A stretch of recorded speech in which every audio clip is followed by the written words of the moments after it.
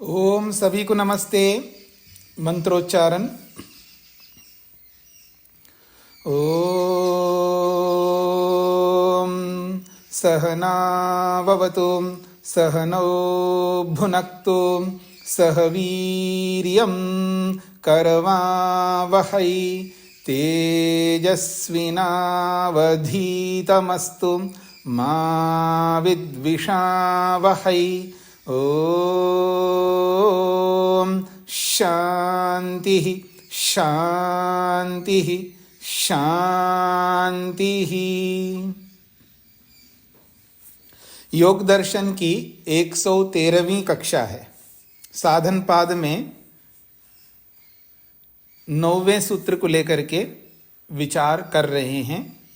प्रसंग है क्लेशों का।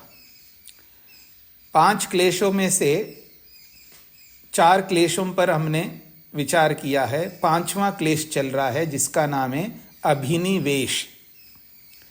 अभिनिवेश कहते हैं भय को।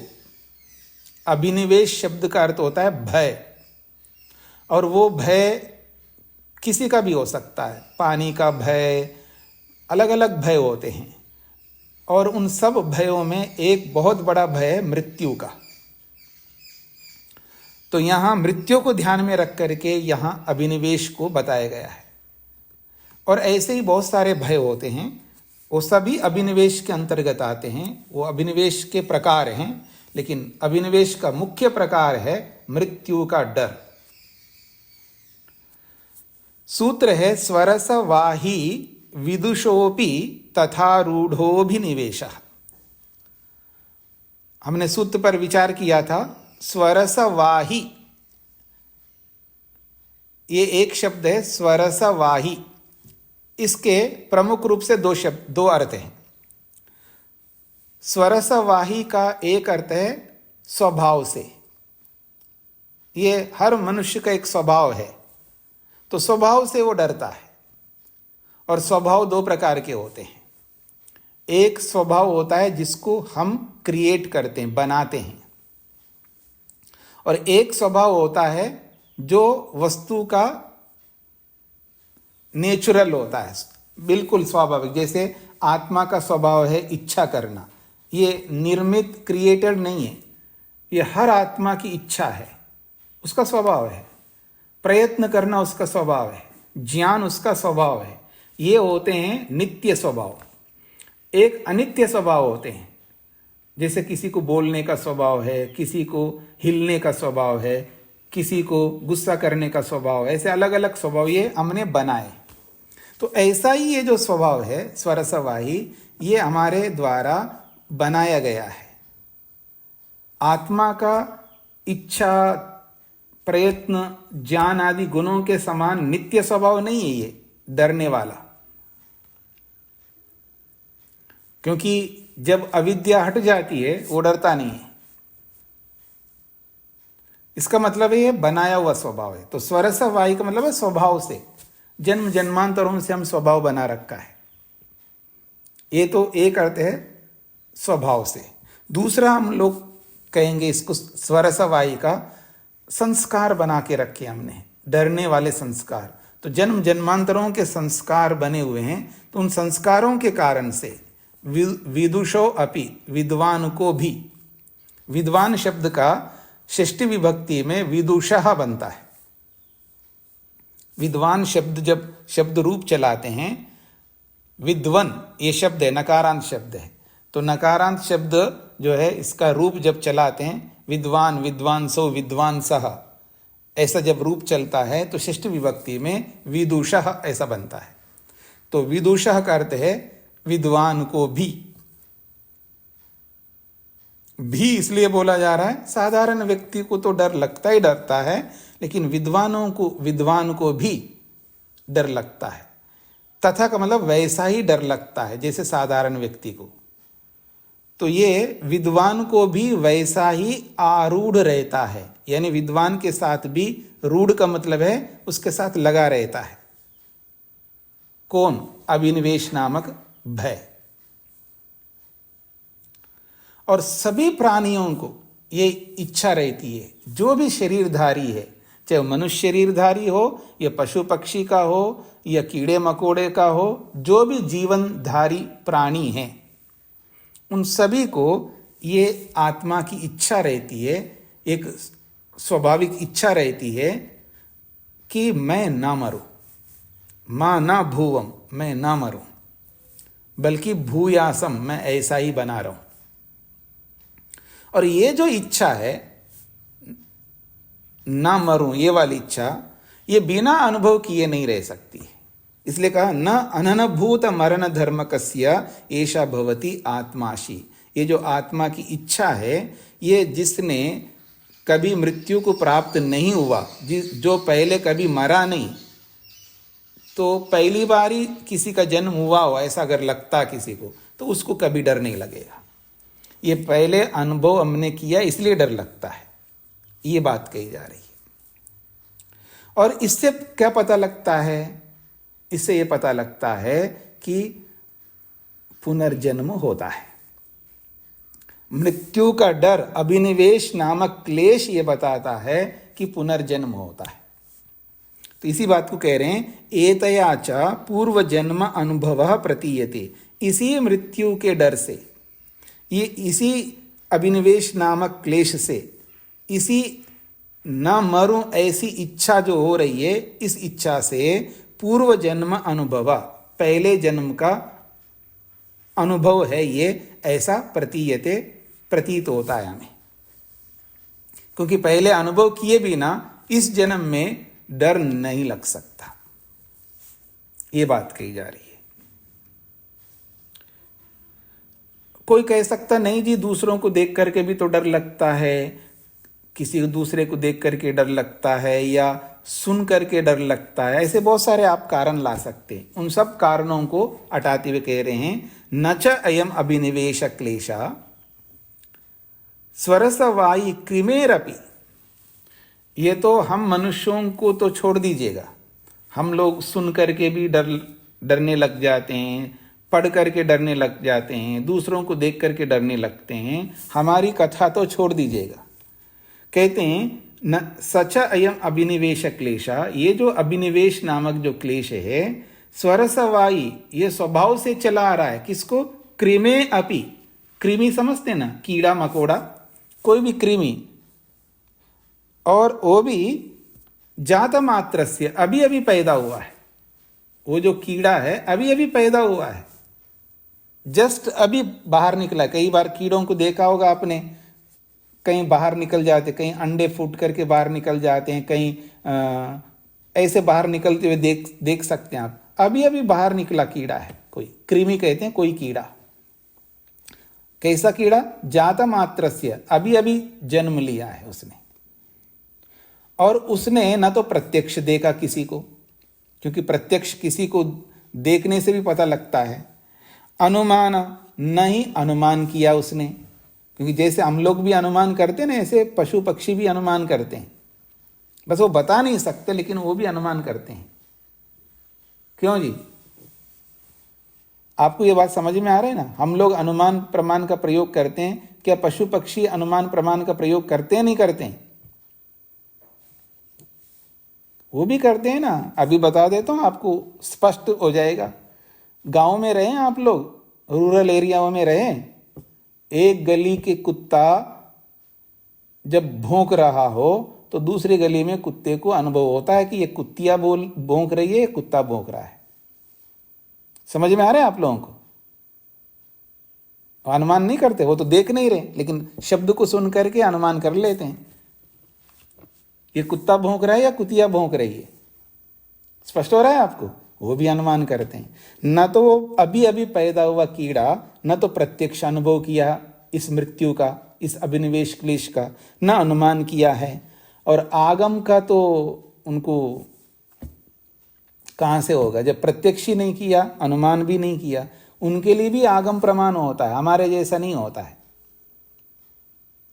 आगम प्रमाण समझते हैं ना, शब्द प्रमाण।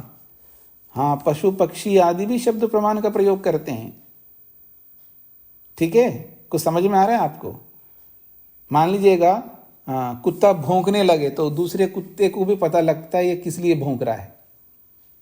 वहीं पास में दोनों कुत्ते एक साथ में हैं, लेकिन एक कुत्ता भौंक रहा है किसी पर, कोई मुसीबत आ पड़ती है उसको, कोई ना कोई उसको डर लगता होगा, कोई मार ना जाए या कोई गलत आदमी लगे उसको, तो भौंकने लगता है। तो दूसरे कुत्ते को पता लगता है ये क्यों भौंक रहा है, पास ही में है, प्रत्यक्ष भी हो रहा है, उसका आवाज सुन करके उसको भी पता लगता है।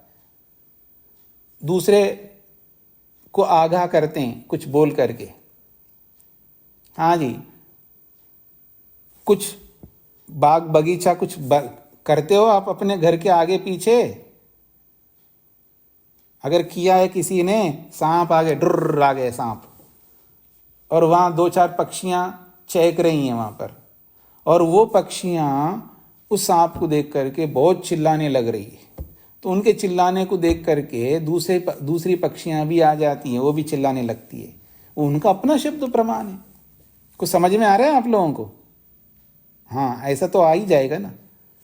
तो ना तो उसने प्रत्यक्ष किया, अभी अभी पैदा हुआ कीड़ा, अभी अभी पैदा हुआ, ना तो उसने प्रत्यक्ष किसी को मरता हुआ देखा नहीं, और ना ही अनुमान कर पाया, अभी तो पैदा हुआ है, ना आगम प्रमाण से उसको कुछ पता चला है। तो कह रहे हैं प्रत्यक्ष अनुमान आगमय असंभावितः मरण त्रासा, प्रत्यक्ष अनुमान और आगम प्रमाणों से असंभावितः मरण त्रासा, मृत्यु के डर को उसने अनुभव ही नहीं किया, ना प्रत्यक्ष से अनुभव किया है, ना अनुमान से अनुभव किया है, ना शब्द प्रमाण से अनुभव किया है। लेकिन उस अभी अभी पैदा हुआ उस कीड़े को भी उच्छेद दृष्ट्यात्मक, ये जो मरने, उच्छेद का मतलब है मैं मर जाऊंगा, इस उच्छेदात्मक, उच्छेद का मतलब है नष्ट होने का, नष्ट होना रूपी स्वरूप वाला जो ये मृत्यु का डर है, ये बताता है पूर्व जन्म अनुभूतम मरण दुखम अनुमापयति, पूर्व जन्म में उसने मृत्यु का डर भोग रखा है, उसका अनुमान कराता है। ये किसके लिए बोला जा रहा है? कीड़े को भी।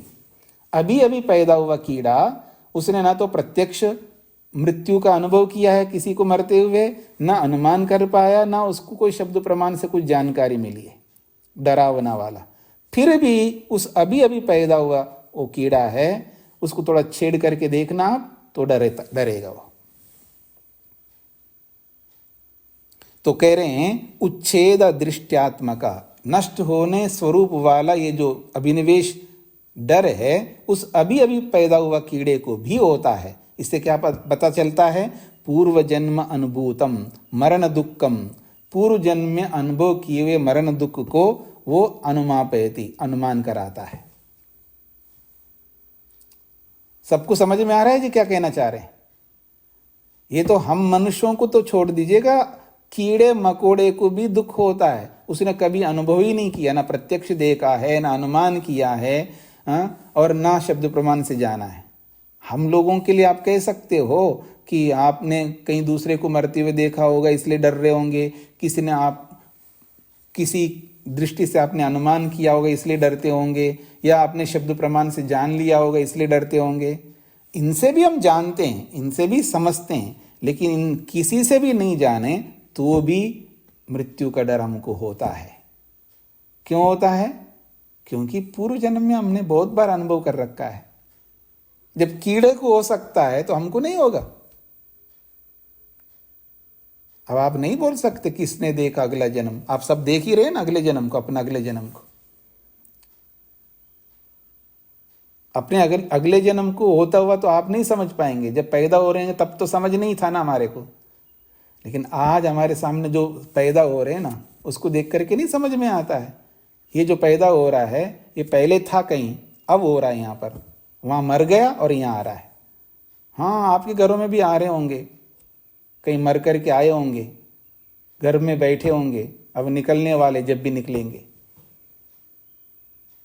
तो ये नहीं बोल सकते किसने देखा, सब देखते हैं। होते हुए जन्म को कौन नहीं देखता? सभी देखते हैं, सबको पता लगता है। और अभाव से तो आ नहीं रहे हैं, तो कहीं मर रहे हैं, मरने वालों को भी देखते हो आप। कितना देखा होगा आपने मरने वालों को, कितने जन्म होने वालों को देखा होगा। तो समझ पैदा करना है हमको, विद्या को बढ़ाना ही है हमको। तार्किक शक्ति को बढ़ाना है, इन सब से पता लगता है ये पहले अनुभव किए बिना ये डर नहीं लग सकता। जब अभी अभी पैदा हुआ कीड़े को भी डर लग रहा है तो हमारी कथा क्या है? यही बताता है, पूर्व जन्म को सिद्ध करता है। यथाच अयम अत्यंत मूढ़ेषु दृश्यते क्लेशा, जैसे ये जो अभिनिवेश नामक क्लेश अत्यंत मूढ़ेषु, अत्यंत महामूर्ख व्यक्ति में भी दिखाई देता है, वो भी डरता है। जो बुद्धि का प्रयोग जो कर नहीं पाता है, जिसको आप मेंटल कहते हो, पागल कहते हो, उसको भी डर लगता है। और कम से कम पढ़ाई लिखाई नहीं है, कभी स्कूल का नाम, स्कूल शब्द भी नहीं सुना होगा। ऐसे भी लोग हैं दुनिया में जो स्कूल, विद्यालय, पाठशाला कुछ नहीं सुना है, जिनको विद्या का बारे में कोई जानकारी मात्र नहीं है। कोई विद्या भी होती है, पढ़ी जाती है, कुछ नहीं पता है, जंगली जैसे हैं, जानवरों की तरह रहता, ऐसा हो, उसको भी मृत्यु का डर होता है। अत्यंत मूढ़ेषु दृश्यते अयम क्लेशः, जैसे ये अभिनिवेश नामक क्लेश अत्यंत महामूर्ख के अंदर भी दिखाई देता है। तथा वैसा का वैसा ये विदुषोपि, विद्वानों को भी वैसा ही डर होता है जैसे अत्यंत मूर्ख को होता है। और विद्वान कैसा है? कहते हैं विज्ञात पूर्व अपरांतस्य रूढ़, विज्ञात पूर्व अपरांत। और हम लोग तो अपने आप को स्कॉलर समझते होंगे, आप इस बात को जानते हो, पहले को भी जानते हो। पूर्व का मतलब है अपने भूतकाल को भी जानते हो आप। कभी कभी बोलते हैं ना, मेरी ओर देखिएगा, कोई ऐसा कर्म किया होगा, मैं काला पैदा हो गया, सांवला पैदा हो गया, देखो कितना गोरा है वो। कभी कभी आप भी नहीं सोचते हैं ऐसे? क्यों जी, सोचते नहीं सोचते? आप जरूर सोचते होंगे, मेरे को ऐसे इतना नाटा शरीर क्यों मिला है, वो कितना लंबा है, वो देखो ना, वो कितना लंबा है, देखो। नहीं लगता आपको? खुद को भी लगता है। तो कहते हैं विज्ञात पूर्व अपरांतस्य, ऐसा विद्वान है जो पूर्व भूतकाल को भी जानता है, भूत में क्या क्या होता है वो भी भूत को भी जानता है, और अपरांत का मतलब है भविष्यत को भी जानता है। जो अपने पूर्व को, अपने भविष्यत को भी जानने वाला जो विद्वान होता है, उसके अंदर भी ये क्लेश वैसा ही रूढ़, वैसा ही विद्यमान होता है, वैसा ही संयुक्त रहता है जैसा अत्यंत मूढ़ व्यक्ति में रहता है। तो कह रहे कस्मात, क्यों ऐसा रहता है जी? वो तो पढ़ा लिखा जानकार, इतना समझदार आदमी, अनपढ़ में ये अभिनिवेश दुख रहता है तो समझ में आता है। लेकिन जो पढ़ा लिखा इतना समझदार है, अपने भूत को भी जानता है, भविष्यत को भी जानता है, उसको क्यों रहता है? तो कह रहे हैं समाना ही तयो कुशल अकुशलयो मरण दुख अनुभवात इयम वासना थी। इयम वासना समाना, ये मृत्यु रूपी जो वासना है, अभिनिवेश रूपी जो क्लेश रूपी वासना है, तयो, उन दोनों में। कौन दोनों? कुशल अकुशलयो, एक कुशल व्यक्ति है, विद्वान है, और एक अकुशल है, मूर्ख है। उन दोनों में मरण दुख अनुभवात, मरने का दुख दोनों को समान हो रहा है। मरण दुख अनुभवात, मृत्यु का दुख दोनों को समान हो रहा है, इसलिए दोनों को समान रूप से ये वासना बनी रहती है। आप कितने पढ़े लिखे हैं, कोई मान्य नहीं रखता। जब कोई मरता है तो रोते रहते हो, कोई आंसू निकाल के रोता है और कोई अंदर से रोता है। ये अलग बात है, जो बहुत द्वेष हो आपको किसी पर, सास पर या बहू पर या पति पर या पत्नी पर भयंकर द्वेष हो, तब आप खुशी मनाते जरूर हो सकते हैं, अन्यथा रोते जरूर है। चाहे अंदर से रो चाहे बाहर से रो, क्योंकि ये मृत्यु का डर सबको सताता है। सबको सताता का मतलब, विद्या पढ़ तो लिया है, प्रैक्टिकल यूज नहीं करता, प्रयोग क्रियात्मक रूप से उसका प्रयोग नहीं करता। ऐसा पढ़ाई करने वाले सबको ये दुख होता है। जैसे आप सबको पता है टेंशन नहीं लेना चाहिए, लेकिन करते क्या हो आप? टेंशन जरूर लेते हो। तो आप में और अनपढ़ में क्या अंतर है? दोनों टेंशन लेते हैं।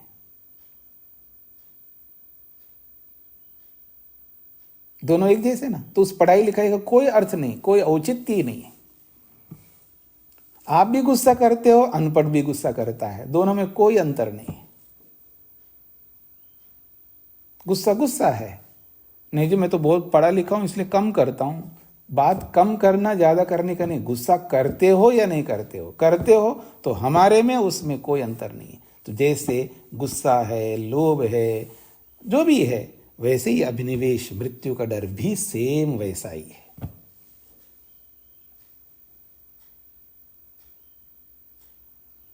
तो हम पुरुषार्थ करके भी व्यर्थ कर रहे हैं अपने पुरुषार्थ को। कमाल के लोग हैं ना हम लोग, यही आश्चर्य है। पुरुषार्थ करके भी, पढ़ लिख करके, जान करके भी उस ज्ञान का कोई उपयोग नहीं लेते हम लोग। दोनों एक जैसे रहते हैं। तो इसलिए कहा जा रहा है, चाहे अत्यंत मूर्ख व्यक्ति हो या अत्यंत पढ़ा लिखा हो, दोनों में ये मृत्यु का डर समान रूप से होता है, क्योंकि अविद्या दोनों में बराबर है।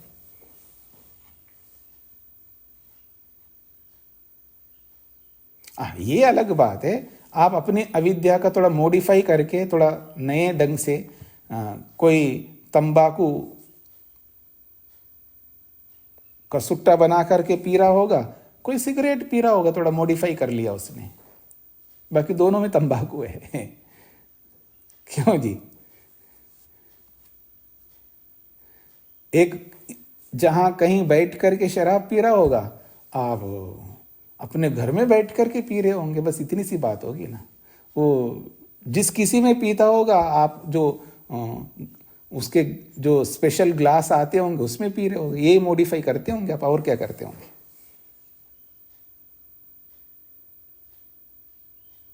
वो भी शराबी, आप भी शराबी, आपका मतलब जो भी पीता है।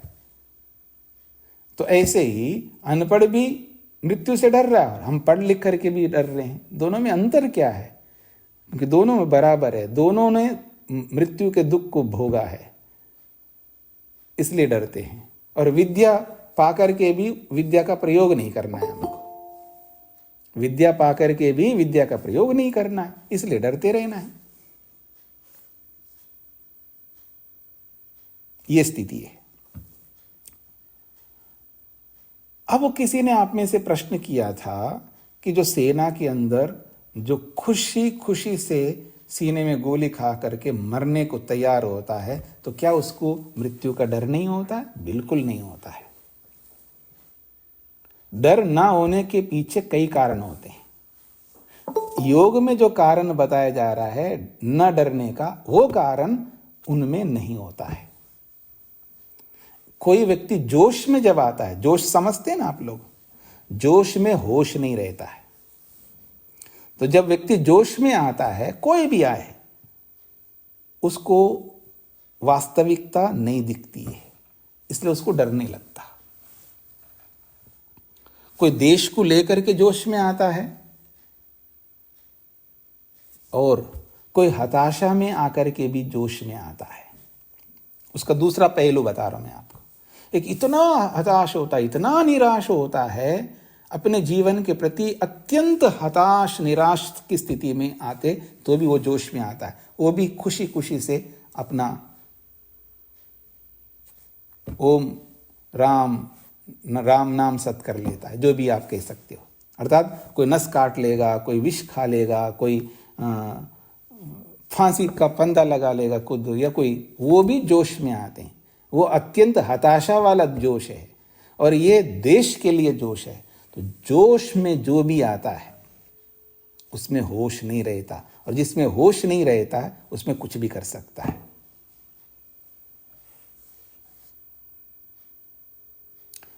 मृत्यु से न डरना तब होता है जब होश में रहते हुए न डरे। जैसे योगी होता है, वो होश में रहता है, मन पर पूरा नियंत्रण होता है, वो जोश में कभी नहीं आता है योगी, फिर वो मृत्यु से नहीं डरता, क्योंकि उसके पास विद्या होती है। और जिनके पास वो विवेक वैराग्य नहीं होता है, वो सब जोश में आकर के, चाहे वो सैनिक हो, चाहे वो हताश निराशा में रहने वाला हो, या और कोई जैसे कोई काम से अंधा होता है तब भी होश में नहीं रहता, वो भी कुछ भी कर बैठता। काम से जब अंधा होता है वो भी मार भी सकता है या लुटा भी सकता है। काम से अंधा, लोभ से अंधा, यानी लोभ, इतना लोभ आता है तो होश नहीं रहता है, उस लोभ में वो कुछ भी कर बैठता है, अच्छा या बुरा। ऐसे ही अत्यंत क्रोध में होश नहीं रहता है, तब वो कुछ भी कर बैठता है, अच्छा भी कर बैठता है, बुरा भी कर बैठता है।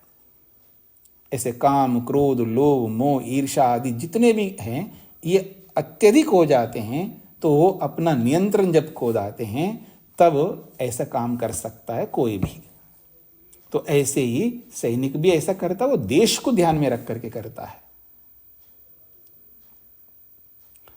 अगर आप ऐसा कहें कि इसका मतलब सैनिक को ऐसा नहीं करना चाहिए, मैं ये नहीं कहना चाह रहा हूँ। देश के लिए तो वो करते ही हैं, क्योंकि कुछ लोगों को ऐसा अथॉरिटी मिल जाती है उनको कि वो देश के लिए कुछ भी कर गुजरने के तैयार होता है, उनका जीवन ही देश के लिए होता है। पर उसमें याद रखना, उसमें होश नहीं रहता है। सामान्य जानकारी तो होता है, हाँ मैं देश के लिए कर रहा हूँ, लेकिन जिसको होश कहते हैं ना, जो विद्या कहते हैं, वो विद्या नहीं होती है। जोश के लिए वो कर सकता है ऐसा, जोश में कोई भी कुछ भी कर सकता है। तो सैनिक लोग होश में कम रहते हैं, जोश में ज़्यादा रहते हैं, और उस जोश से ही कुछ कर गुजरते हैं, तब जा कर के जीत पाते हैं, तब जा कर के दुश्मनों को हटा पाते हैं। और होश में रहेंगे तो डर लगेगा उनको, क्योंकि वो होश जो है आदमी को डरपोक बना देता है, क्योंकि उतना ज्ञान विज्ञान नहीं होता है ना, योगी की जैसा ज्ञान विज्ञान नहीं होता। फिर इसलिए वो उनको वो होश में रह करके काम नहीं कर पाएंगे। होश में रहेंगे तो हम लोगों की तरह रहेंगे, फिर वहाँ बॉर्डर पर जाएंगे नहीं रक्षा के लिए। वो सब देश प्रेम से ये सब जुड़े रहते हैं, इसलिए देश प्रेम से वहाँ पर वो कर बैठते हैं, वो सब कर बैठते हैं जो होश में रह करके नहीं कर सकते। और देश की सुरक्षा के लिए तो ऐसा करना ही पड़ता है जी। तो ये आपका अभिनिवेश नामक क्लेश पूरा हुआ है। अब किसी को कुछ पूछना हो इस संदर्भ में, केवल पाठ से संदर्भित पूछना है, इधर उधर का प्रश्न नहीं करेंगे। मृत्यु से संबंधित, इस अभिनिवेश रूपी डर से संबंधित किसी को प्रश्न करना तो कर सकते। रूप जी। ओम स्वामी जी। जी स्वामी जी, तो जैसे मृत्यु से डर तो लगता ही है, तो मतलब उससे कैसे, उस परिस्थिति पे जैसे जो मृत्यु के क्लेश का जो आलंबन होता है, उससे कैसे डील करें, कैसे छुटकारा पाए स्वामी? वैराग्य पैदा करो, ज्ञान विज्ञान बढ़ाओ। जितना जितना ज्ञान विज्ञान बढ़ाओगे उतना उतना डर कम होता जाएगा, और एक दिन पूरा वैराग्य हो जाएगा तो पूरा डर समाप्त होगा। जी स्वामी जी, जैसे जैसे प्राणायाम के समय भी डर लगता है, तो उस स्थिति के लिए मैं पूछ रहा था। उस स्थिति के लिए भी ज्ञान विज्ञान बढ़ाओ ना, तो मरना तो है ही नहीं है, थोड़ा धैर्य रखो, प्राणायाम करो, उसमें डरने की क्या बात है। इतना आसान थोड़ा है मरना है। बस इतना जबरदस्ती भी मत करो जो मर जाए। भाई सांस रोकना है तो एक सीमा तक रोक सकते हो ना, इतना ज्यादा नहीं रोकना जिससे कि मर जाए आदमी। मतलब वहां अति नहीं कर सकते हो ना आप, जबरदस्ती जिसको आप कह सकते हैं जबरदस्ती, बिना जबरदस्ती के आपको प्राणायाम में गति प्राप्त करना है। और जबरदस्ती बिल्कुल नहीं करना का मतलब पुरुषार्थी ना करो, थोड़ा बहुत तो जबरन करना ही पड़ता है ना। अति जबरन को रोका जा रहा है, जबरदस्ती नहीं करो का मतलब होता है अति जबरदस्ती नहीं होनी चाहिए। थोड़ा बहुत तो जबरदस्ती रहना पड़ता है ना। थोड़ा सा सर्दी आते ही आप सारे कपड़े पहन लो, तो आपने तो कोई जबरन तो रोका नहीं, उसको सहन शक्ति कैसे बनेगी। तो थोड़ा थोड़ा अभ्यास करना है, थोड़ा थोड़ा अभ्यास करने का मतलब अति नहीं करना उसमें। तो इस तरह का अपने को बैलेंस करते हुए हमें अभ्यास करना होता है, चाहे प्राणायाम करो या और कोई भी कुछ करो। ठीक है। हाँ जी, प्रेम जी। नमस्ते स्वामी जी।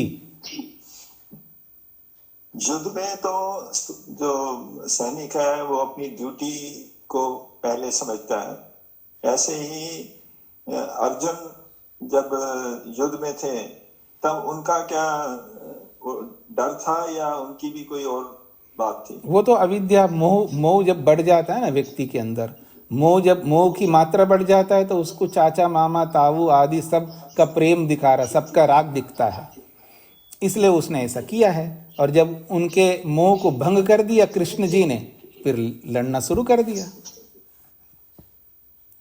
उनको मृत्यु का भय नहीं था? नहीं, देखिए, मृत्यु का भय जोश में नहीं होता, किसी को नहीं होता। युद्ध की हर परिस्थिति में नहीं होगा मृत्यु का भय? नहीं, हर परिस्थिति में नहीं।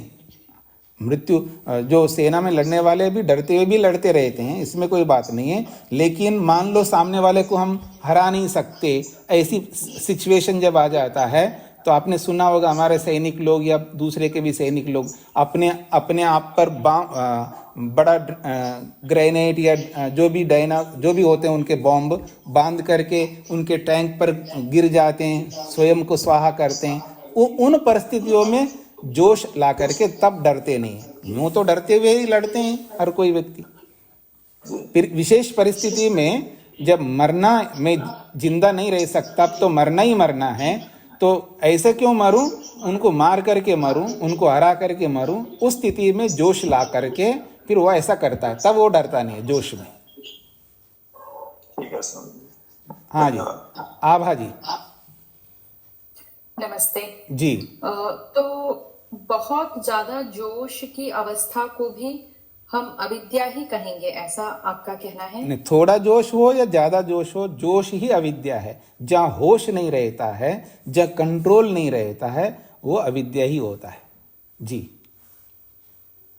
तो फिर हम कैसे देखेंगे कि हमें तो क्षत्रियों की आवश्यकता है, तो उसको स्वीकार किया है ना, उसको स्वीकार किया है ना। हमारे को भी ये जो अविद्या पढ़ा रहे हैं, 5 प्रकार के क्लेश है। आप पीछे, आपने अगर क्लास सुने हो, पीछे जब ये बताया कि ये क्लेश जो है दुखदाई भी होते हैं, सुखदाई भी होते हैं। तो इनको जब तक विवेक वैराग्य प्राप्त नहीं होता तब तक इन क्लेशों को हमें रखना होता है सुखदाई बनाने के लिए, दुखदाई बनाने के लिए नहीं रखना होता है। ओके। और एक और प्रश्न था कि जो लोग अपना जीवन देने के लिए भी तैयार हो जाते हैं, जैसे कि आत्महत्या वाली अगर हम बात कर रहे हैं, तो उनको हम किस तरह देखेंगे? वो किस कैटेगरी में आएंगे? वो अविद्या है ना उनके पास, भय चला गया है ऐसा बोलेंगे हम? ऐसा है, जब अत्यंत हताश होता है ना व्यक्ति, एक्सट्रीमली जब हताश निराश में जाता है, तभी ये आत्महत्या करने का सोच आता है। तब वो होश नहीं रहता उनको। जैसे एक्सट्रीम में जाकर के ही सैनिक जो है अपने की आहुति देता है, अच्छे के लिए देता है। और ये जो जोश आ रहा है इनको, हताश निराश व्यक्ति को, ये हानिकारक जोश है। ये तो जोश 2 प्रकार का होता है, लाभकारक जोश भी होता है, हानिकारक। आपको जोश आ रहा है, आभा जी को जोश आ रहा है, अच्छा उन्होंने एक पुस्तक लिखी है तो अच्छा मैं भी इसको दिखाऊंगी, कह के आप भी 2 पुस्तक लिख दें द्वेष में आकर के। ये अच्छा वाला द्वेष है। उसने गाली दिया तो मैं भी 2 गाली दूं, ये जो द्वेष है ये बुरा वाला द्वेष है। यानी अविद्या से अच्छे काम भी होते हैं, अविद्या से बुरा काम भी होते हैं। तो जो सैनिक लोग अविद्या से युक्त होकर के अच्छे काम कर रहे हैं, लेकिन जो अपने आप को मारने वाले, जो सुसाइड करने वाले हैं, वो अविद्या के गलत पक्ष में जाकर के, दुखदाई वाले पक्ष में, जोश में आकर के दुख उत्पन्न कर रहे हैं। ऐसा है। ओके, थैंक यू जी। तो आगे बढ़ते हैं हम लोग। क्लेश, 5 क्लेशों को स्पष्ट किया है, एक एक की परिभाषा दी है। अविद्या किसको कहते हैं, अस्मिता किसको कहते हैं, राग किसको कहते हैं, द्वेष किसको कहते हैं, और अभिनिवेश किसको कहते हैं। तो कहते हैं 10वां सूत्र, ते प्रतिप्रसव हेयाः सूक्ष्माः। ये जो 5 क्लेश हैं, इन 5 क्लेशों को ते शब्द से बोला है। और इन 5 क्लेशों को हमें क्या करना होगा? ऐसे ही एकदम समाप्त नहीं हो सकता। कोई भी, ध्यान दीजिएगा, हम में से कोई भी व्यक्ति किसी भी क्लेश को एकदम छू मंतर की तरह समाप्त नहीं कर सकता। उसको पहले बहुत बोला था ना, पीछे क्या बोला था? अभ्यास वैराग्याभ्याम तन्निरोध। अभ्यास और वैराग्य से उनको हम रोक सकते हैं। तो अभ्यास वैराग्य जैसे जैसे बढ़ाते जाएंगे वैसे वैसे ये क्लेश जो है सूक्ष्म होते जाएंगे। और जब सूक्ष्म इतना सूक्ष्म हो जाएं, उठने के लायक ना रहे, सिर हिलाने के लायक ना रहे, हिलने डुलने के लायक नहीं रहे मानो कोई व्यक्ति, ऐसी स्थिति में फिर इनको क्या करना होता है? प्रतिप्रसव हेया, इनको अपने कारण में विलीन करना होता है। उन क्लेशों को जो सिर उठाने के लायक नहीं रहे, यानी उभरने लायक नहीं रहे, उभर ही नहीं सकते, ऐसा हमने क्लेशों को बना दिया।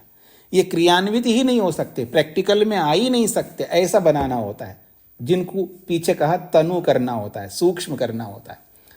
तो इतना तनु, इतना सूक्ष्म किया है, अब वो सूक्ष्म हुए क्लेश जो है आसानी से फिर जल जाएंगे, दग्ध बीज बन जाएंगे उस विवेक वैराग्य से।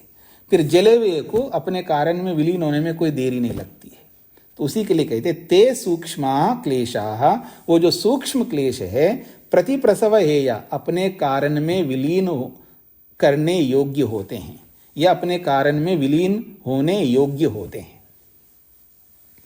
स्पष्ट हो रहा है जी सूत्र? भाष्य देखिएगा, सरल है। ते पंच क्लेशाः, वो जो पांचों प्रकार के क्लेश हैं, दग्ध बीज कल्पा, उनको पहले जलाना पड़ता है। और जलाने से पहले उनको क्या करना होता है? किसी को प्रसुप्ति में ले जाना पड़ता है, किसी को तनु में ले जाना पड़ता है, किसी को विच्छिन्न में ले जाना पड़ता है। किन्हीं परिस्थितियों में विच्छिन्न में ले जाना अर्थात दबाना पड़ता है। जैसे गुस्सा आ रहा है तो उसको आप दबा करके प्रेम जगा रहे हैं। हाँ जी, आप में से कौन है दोनों पति पत्नी दोनों बैठ करके क्लास ले रहे हो? ऐसे कोई है आप में से? होंगे। लड़ते रहे ना कमरे में, और मेरे पहुंचते ही वो जो गुस्सा है दोनों का वो दबा देते हैं और हंसते हुए दोनों परस्पर मेरे सामने आते हैं या किसी के सामने आते हैं। तो आपने क्या किया? उस द्वेष को विच्छिन्न कर दिया, थोड़ी देर के लिए दबा दिया और राग पैदा करके आ गए उसके सामने, जो भी गेस्ट आते आपके सामने। ये तो कभी तो विच्छिन्न करते हो और कभी उसको प्रसुप्त करते हो, सुला देते हो। हाँ जी, मीठा खा खा करके बहुत परेशान हो गए आप, अब उसको प्रसुप्त में ले जाते, चलो अब मीठा ही नहीं खाऊंगा, बस मैंने छोड़ दिया जी, बस खाना ही नहीं। उसको प्रसुप्त अवस्था में लेके गए, खाऊंगा नहीं, चाहे कोई भी राष्ट्रपति आकर के खिलाए तो भी नहीं खाऊंगा, प्राइम मिनिस्टर आके भी खिलाएंगे तो भी नहीं खाऊंगा। उसको आपने प्रसुप्त लेके, कुछ तो आप प्रसुप्त में ले जाते हो और तनु सूक्ष्म कर दिया आपने, मार मार करके अपने ज्ञान विज्ञान से उसको मार मार करके बड़ा सूक्ष्म कर दिया। उसके बाद जब विवेक वैराग्य जब उत्पन्न हो जाता है, जो पीछे पहले पाद में आपने पढ़ा, उन सब योग्यताओं को पा करके फिर उनको क्या करते हैं? प्रसंख्यान अग्नि से, यानी तत्वज्ञान विवेक वैराग्य रूपी अग्नि से उसको जला देते हैं। फिर उस जले हुए को आगे क्या करना होता है उसको बताया जा रहा है। ते पंचक्लेशः दग्ध बीज कल्पा, वो पांचों क्लेश जले हुए बीजों के समान बन जाते हैं। इन सारी प्रक्रियाओं में से विच्छिन्न प्रक्रिया और प्रसुप्त प्रक्रिया, तनु प्रक्रिया के माध्यम से आते आते फिर सूक्ष्म होकर के फिर वो दग्ध बीज कल्पा, जले हुए बीजों के समान बन जाते हैं। और ऐसे बने हुए बीज कुछ काम नहीं कर सकते, फिर वो उभरेंगे नहीं। उनको जब जला देते हैं तो वो क्लेश भले पड़े रहे हमारे जीवन में, यानी हमारे मन में, वो कुछ नहीं कर सकते, क्योंकि जले हुए भुने हुए चने को आप कितना ही जमीन में बोते रहो, कुछ नहीं होने का उसका। तो ऐसे क्लेश हमारे मन में पड़े रहते हैं। तो कहते हैं योगी ना, तो योगी लोग जब उसको जले हुए बीजों के समान बना देते हैं तो हमारा जो मन है उस मन को चेतस कहते हैं। चेतः, चेतसी, चेतांसी, तो ऐसे ही चेतः चित्त, और सप्तमी विभक्ति में चेतसी बन जाता है, सकारांत शब्द ये। तो चेतसी कैसा चेतसी, कैसा मन? चरिताधिकारे चेतसी, जिसका अधिकार चरित हो गया है, जिसका अधिकार समाप्त, चरित का मतलब समाप्त, जिसका अधिकार समाप्त हो गया है। मन के दो अधिकार पीछे बताए थे, भोग और अपवर्ग। जिस मन के दो अधिकार चरित हो गए अर्थात समाप्त हो गए, तो समाप्त अधिकार वाला मन, उस मन में वो दग्ध बीज हुए हुए जो क्लेश है वो पड़े रहते हैं। और जब हम शरीर छोड़ देंगे, हम का मतलब है जो योगी, जो जीवन मुक्त योगी, जिसने सारे क्लेशों को दग्ध बीज कर लिया समाधि लगा करके, जिसको संप्रज्ञात असंप्रज्ञात सारी समाधियां लग गई है, जिसने यम नियम का पूर्ण रूप से पालन किया है, ऐसे जो योगी होता है उस योगी को कहा योगिना बहुवचन में। ऐसे योगी लोग चरिताधिकार चेतसी, समाप्त अधिकार वाले मन में वो दग्ध बीज के समान बने हुए जो क्लेश है वो पड़े रहते हैं। और जब शरीर छूटेगा तो प्रलीने चेतसी, जब वो अपना मन आदि जो 18 तत्व हैं वो 18 तत्व प्रलीने, जब अपने कारण में विलीन हो जाते हैं।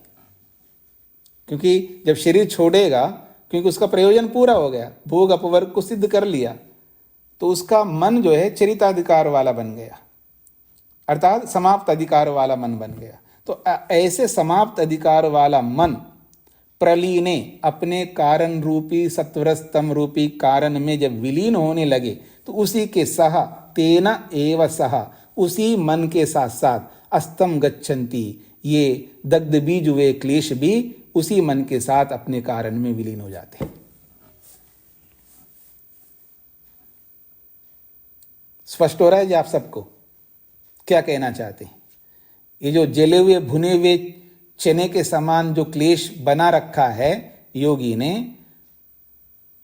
क्यों बना रखा है? क्योंकि उसके जो दो प्रयोजन हैं, भोग करना अपवर्ग करना, दोनों को पूरा कर लिया। समाधि आदि सब योग अभ्यास करके सब सुनिश्चित कर लिया। अब उसका मन ऐसा बन गया, चरिताधिकार वाला बन गया, अर्थात उसके अधिकार समाप्त हो गए। न तो वो भोग के लिए वो मन प्रयोग करे, यूज होगा मन का, और न मुक्ति के लिए, क्योंकि उसने सिद्ध कर लिया है। अब उसका मन काम करना बंद कर देगा, चरित अधिकार वाला है।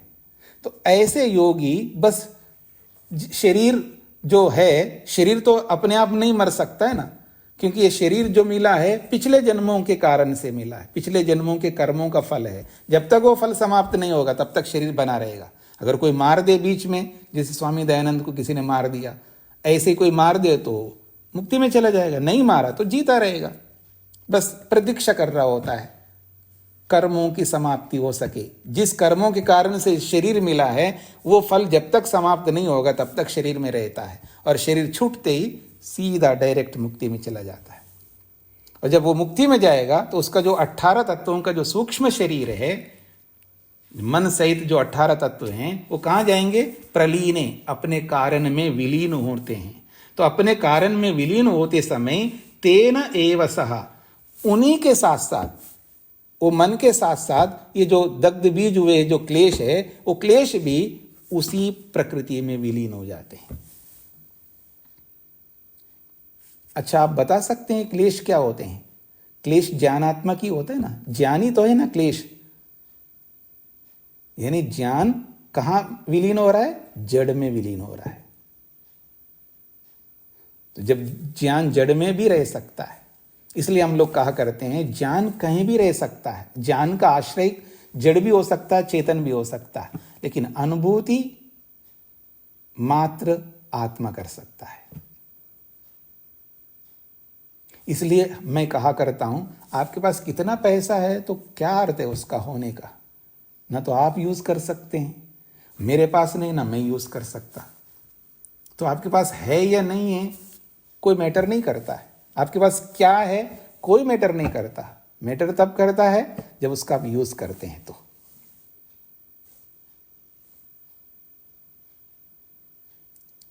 कमाते जाओ, 99 के चक्कर में लगे रहो, कोई अंतर ही नहीं आएगा। मुख्य काम तो छोड़ दो, पढ़ना, पढ़ाना, समझना, अपने जीवन को बनाना, क्लेशों से मुक्त करना, इसको तो छोड़ दो। बाकी ऐसे ही वो आप सुनते ना, कोल्लू का बैल होता है ना, जो कोल्लू चलता है ना, वो पहले जो चलता था, तिल पीसने का, मूंगफली पीसते ना वो तेल निकालने के लिए पहले, अब तो यंत्र आ गए, मशीनें आ गई।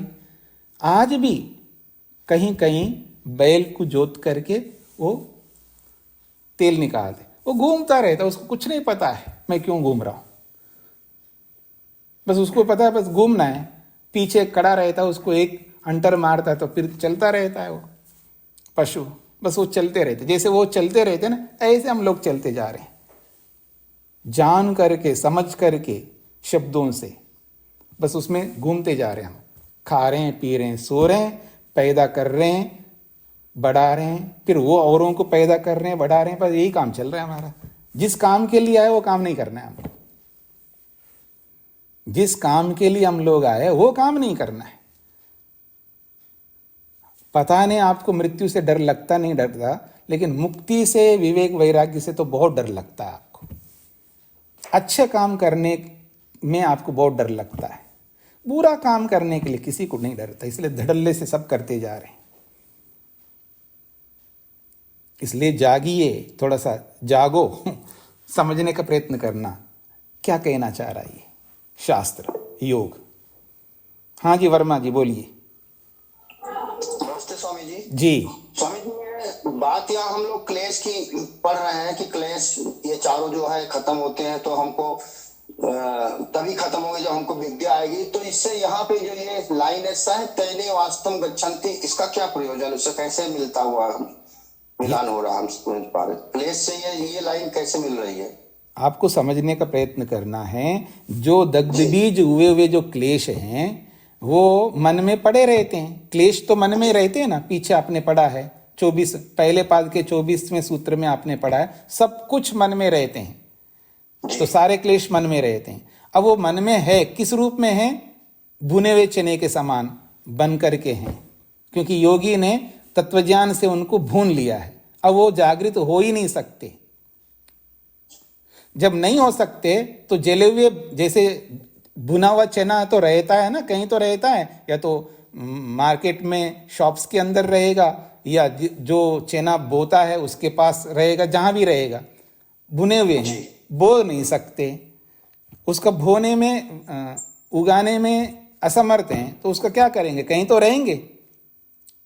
और जब उसको नष्ट करना है, कब नष्ट होंगे? जब कोई नहीं खाएगा तभी नष्ट करना पड़ता है।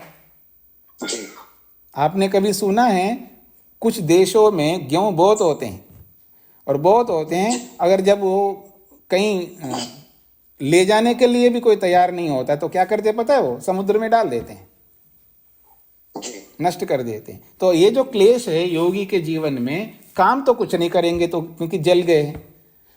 अब वो मुक्ति में जब जाने लगेगा तो जैसे उसका सूक्ष्म शरीर अपने कारण में विलीन होता है, तो उसके साथ साथ ये क्लेश भी उसी के साथ उसी में विलीन हो जाते हैं। ये कहना चाह रहे हैं तेनैव सह अस्तम गच्छन्ति का मतलब है जो मन, तेना का मतलब है उस मन जो है, जो मन अपने कारण में विलीन हो रहा है, क्योंकि यह मन का प्रसंग है ना, योग में मन ही मुख्य है, मन के साथ सब लगे हुए हैं, मन हीरो हैं योग में, याद रखना। तो ये जो हीरो रूपी जो मन है, इसी को ध्यान में रख करके बोला जा रहा है। तो उसके साथ ही जो इंद्रियां हैं और चीजें हैं वो सब गौण हैं। तो जब मन ही अपने कारण में विलीन हो रहा है, इसका मतलब बाकी 17 तत्व जो है अपने आप विलीन होंगे। तो जब वो विलीन हो रहे हैं तो ये क्लेश भी उसी के साथ विलीन होंगे, ये कहना चाह रहे हैं। क्लियर हो गया? क्लेश विलीन हो रहा है इसलिए ये विलीन हो रहे हैं? नहीं, मन विलीन हो रहा है इसलिए ये जले हुए क्लेश विलीन हो रहे। जी जी, धन्यवाद स्वामी जी। हाँ जी, और किसी कुछ पूछना है? आगे बढ़ूं मैं? हाँ अलका जी। स्वामी जी, जब मन के अधिकार समाप्त हो जाते हैं उस समय से लेकर मृत्यु तक योगी फिर कैसे रहते हैं? कैसे रहते हैं? केवल मात्र निष्काम कर्म करते हैं, परोपकार करते हैं, कोई स्वार्थ नहीं होता है। कोई परिवार का स्वार्थ, कोई शरीर का स्वार्थ, कोई स्वार्थ नहीं रहता, क्योंकि अविद्या है ही नहीं उसके पास में। तो जो भी करेगा परोपकार करेगा, निष्काम कर्म करेगा। शरीर है तो खाली तो बैठ नहीं सकता, ठीक है, तो निष्काम कर्म करता जाएगा। अब जब प्रयोजन ही पूरा हो गया है तो क्यों करेगा निष्काम कर्म? ऐसा मन में आ सकता है। जितना ज्यादा करेगा उतना ज्यादा सुख मिलेगा मुक्ति में, याद रखना। जो मुक्ति के लिए जो जितना नीड है, जरूरत है, उतनी सारी योग्यता हो गई, लेकिन अतिरिक्त योग्यता अगर किसी ने प्राप्त की है, जैसे कोई चारों वेदों को पढ़ करके भी मुक्ति को पा सकता, कोई एक वेद को पढ़ करके भी मुक्ति को पा सकता, और महर्षि पतंजलि के अनुसार एक शब्द को भी अच्छी तरह यूज करके भी मुक्ति तक पहुंच सकता है। महर्षि पतंजलि कहते हैं, एकः शब्दः सम्यक् प्रयुक्तः स्वर्गे लोके कामदुग् भवति। एक भी शब्द अगर वो ठीक प्रकार से यूज करना जान लिया है, वो मुक्ति को डायरेक्ट पा सकता है, क्योंकि उस एक शब्द के साथ बहुत सारे जुड़े रहते हैं। अभी समझ में आ जाएगा आपको, आगे जैसे जैसे पढ़ोगे तो आपको धीरे धीरे सब बातें समझ में आएंगी। तो जब कोई किसी के अंदर एक वेद का ज्ञान है, किसी के पास 2 वेदों का ज्ञान है, कोई एक वेद को पढ़ करके भी मुक्ति में जा रहा है, कोई व्यक्ति 2 वेद को पढ़ करके भी मुक्ति में जा रहा है, तो एक वेद का अतिरिक्त ज्ञान है उसके पास में, पर उसका भी तो फल मिलना चाहिए ना, मिलेगा मुक्ति में, ज्यादा आनंद मिलेगा। अच्छा, अलका जी को ज्यादा आनंद मिल रहा है, मेरे को कम मिल रहा है, वहां कम मिलने वाले कोई दुख नहीं होता है, कोई कॉम्प्लेक्स नहीं होता है वहां पर, क्योंकि वहां अविद्या नहीं है, किसी को किसी से पड़ी नहीं है कि जैसे हाँ हमारे को पड़ी रहते ना, देखो ये क्या करती है, ये वो क्या करता है, हमको ये बहुत ज्यादा पड़ी होती है ना, वहां किसी कोई पड़ी नहीं होती है, सब विद्या से युक्त रहते हैं, कोई कॉम्प्लेक्स नहीं, अविद्या है ही नहीं वहां पर। आपको ज्यादा मिल रहा है, कम मिल रहा है, वहां कोई कॉम्प्लेक्स की बात ही नहीं, जिसके पास जितना ज्ञान है उतना वो प्राप्त करता रहता है। स्पष्ट हो गया? फिर भी नहीं हुआ तो आगे धीरे धीरे समझ में आ जाएगा। हाँ जी, युधिष्ठिर जी बोलिए। स्वामी नमस्ते। हाँ, रामवीर जी आपके पास आऊंगा बाद में। हाँ जी, बोलिएगा।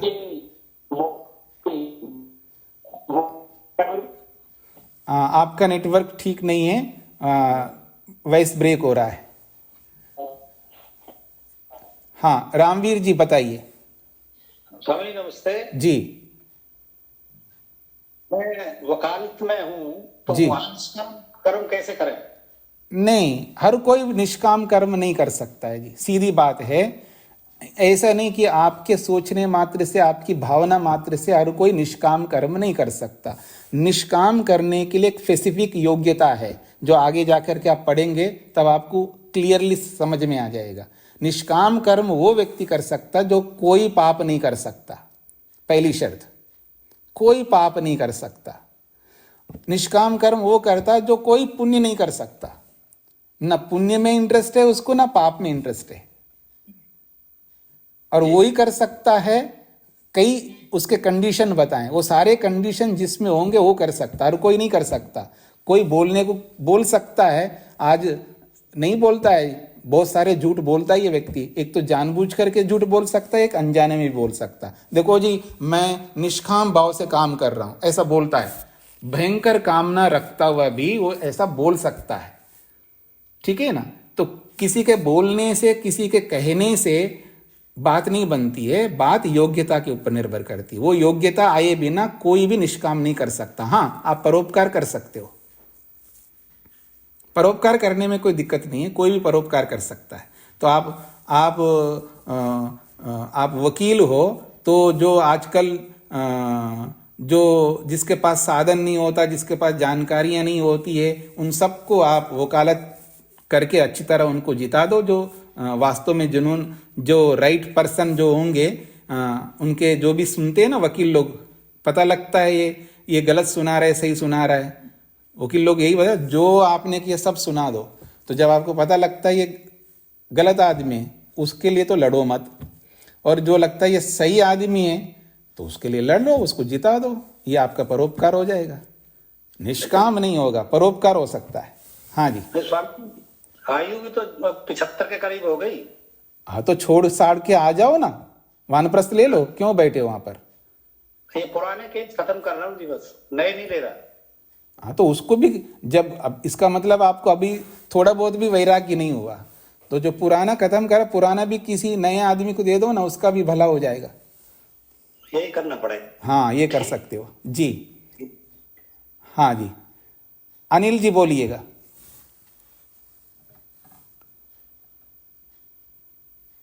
अनिल जी। ओम स्वामी जी। जी स्वामी जी, मैं ये कह रहा था, अभी जो आप कह रहे थे कि एक शब्द से भी मुक्ति हो जाती है, एक वेद से भी हो जाती है, जी। तो क्या पूरी अविद्या, इतने कम ज्ञान से भी अविद्या नष्ट हो जाती है और मुक्ति मिल जाएगी? ऐसा है, एक शब्द से का मतलब ऐसा शब्द हम पकड़ लें जिसके पीछे अपने आप बहुत सारे काम अपने आप होते रहते हैं।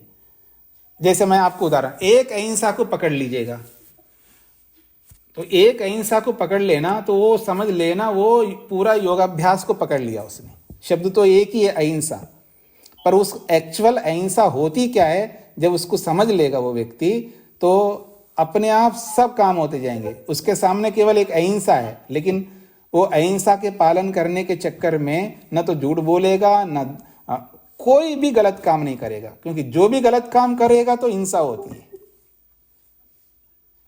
कोई गलती नहीं कर, जब कोई आदमी कोई पाप ही नहीं कर रहा हो तो उसकी मुक्ति क्यों नहीं होगी?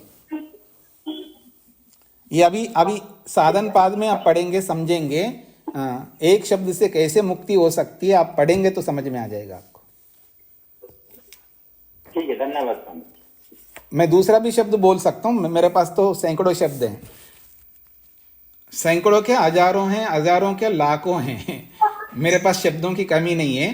तो जैसे ईश्वर प्रणिधान है, एक ईश्वर प्रणिधान कर ले, बाकी लोग अपने माइक को बंद करके रखिएगा। तो एक भी शब्द, सुवीरा जी अपना माइक बंद करिए, बार बार मत खोलिएगा।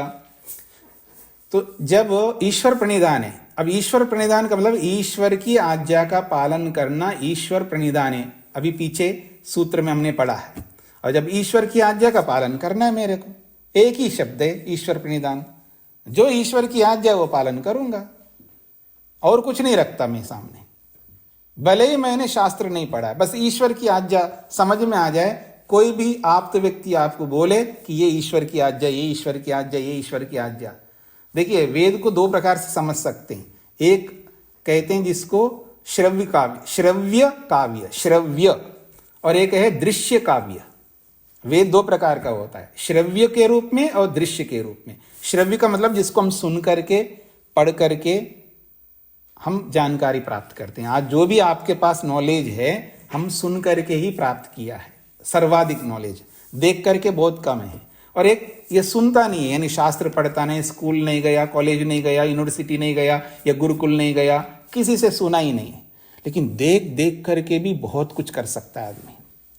और जो अच्छे करने वाले होते हैं उनको देख देख करके वो बहुत कुछ, ये इसको कहते हैं दृश्य काव्य। ये मैं नहीं कह रहा हूँ, ये साक्षात वेद कहता है। वेद मंत्र आता है कि उसमें दो प्रकार से वेद दो प्रकार का है, एक श्रव्य के रूप में और एक दृश्य के रूप में। तो दृश्य का मतलब है देखते हम लोग।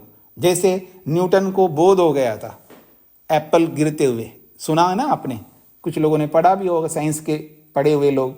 तो अब उसने कौन सा पढ़ाई करके उसको ये बोध हुआ है? उसने देखा है, देख करके भी नॉलेज होता है। आज बहुत आप हिस्ट्री निकाल कर देखो, ऐसे ऐसे साइंटिस्ट हुए हैं, वो सब कुछ ऐसे पढ़े नहीं जैसे आजकल पढ़ते हैं। वो दृश्य काव्य के माध्यम से नेचर को देखते हैं और बोध कर लेते हैं। एक्सट्रीम नॉलेज हो जाता है उनको। नॉलेज गेन करने के दो रास्ते हैं, एक पढ़ लिख करके और एक देख करके। जी अनिल जी, हो गया, धन्यवाद। हाँ जी। वाणी शर्मा जी बोलिए। माइक एक तो आप अपना वीडियो को ऑन करके रखिएगा, मेरे को पता लगे ना आप कौन है। जी बोलिएगा, वाणी जी बोलिए।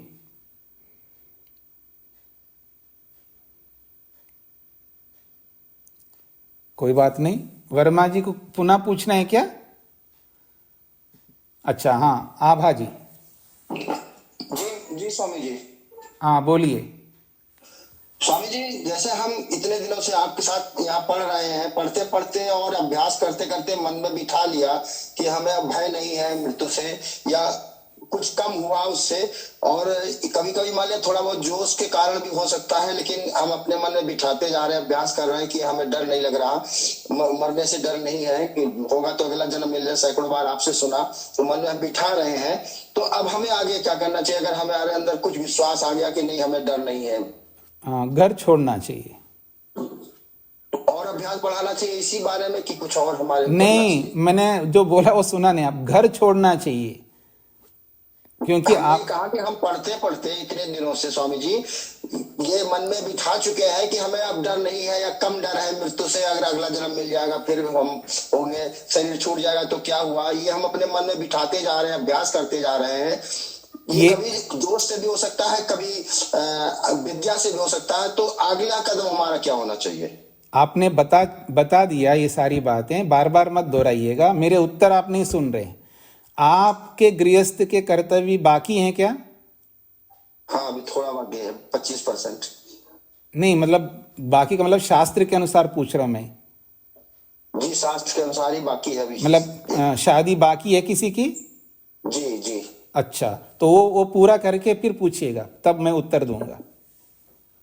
जी ठीक है। ठीक है जी। हाँ, ठीक है मतलब स्वामी जी। जो गृहस्थ के कर्तव्य पूरे हो गए हो तो फिर वो पहले घर छोड़े, फिर उसके बाद बात करें। केवल हम शब्दों में सुख नहीं लेते रहेंगे, केवल शाब्दिक सुख में लगे रहेंगे तो ये भी एक एंटरटेनमेंट होता है व्यक्ति का। क्योंकि जो मेटीरियलिस्टिक के रूप में जो एंटरटेन करते हैं लोग, ऐसे ही उपदेश आदि को भी एंटरटेन के रूप में लोग एक हो गया है, एंटरटेन के लिए सब पढ़ रहे हैं। ऐसा नहीं करना है मेरे को, ना आपको करना है। हमें बस त्याग करते जाना, जहाँ त्याग करने का अवसर आता है वहाँ तुरंत त्याग करो, ना आगे देखना ना पीछे देखना। त्याग का अवसर आते तुरंत त्याग करो। अगर ऐसा करेंगे तो ये जो आप बता रहे हो कि हम डरना कम हो गया होगा, आपका शब्दों में कम हो गया, वो सिचुएशन आया नहीं आपके सामने। परीक्षा कब होती है? परीक्षा तब होती है जब वो सिचुएशन जब सामने आएगा आपके सामने डर का, तब एक्चुअल में पता लगता है कि मैं डरता हूं नहीं डरता हूं। शब्दों में तो मैं बोल सकता हूं मैं नहीं डरता हूं, कोई भी बोल सकता है, लेकिन वो परिस्थिति जब सामने आएगी तब आंकलन होगा, तब परीक्षा होगी कि मैं डर रहा हूं नहीं डर रहा हूं।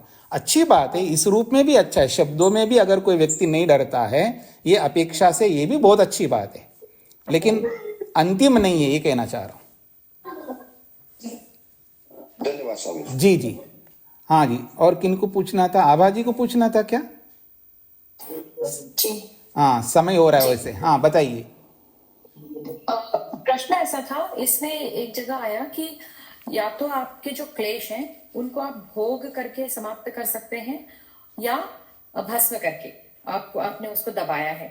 तो क्या भोग करके भी कभी क्लेश समाप्त होते हैं? उससे और संस्कार नहीं बढ़ेंगे, आदतें नहीं बढ़ेंगी? नहीं, ऐसा उसमें कई वेरिएशंस हैं, वो आगे एक सूत्र आएगा उसमें आपको क्लियर होगा कि कोई जब उभर रहा हो तो किसी को हमको दबाना पड़ता है, किसी को दबाना नहीं पड़ता, क्योंकि ऐसी सिचुएशन आ जाता है जिसको दबाएंगे तो और अधिक हानि हो सकती है। तो उस स्थिति में उसको भोग लेना चाहिए। अभी नहीं, एक छोटा सा अभी नहीं था, उसके सहारे समझना था। अभी नहीं, अभी समय ज्यादा हो रहा है, तो हम फिर जब प्रसंग आएगा, कई बार आएगा, तब आप जरूर पूछिएगा। पर अलग अलग परिस्थितियां बनती है, उन अलग अलग परिस्थितियों में ऐसा होता है। फिर चर्चा करेंगे कभी। इसको यहीं पर विराम देता हूं मैं। ओम शांति शांति शांति।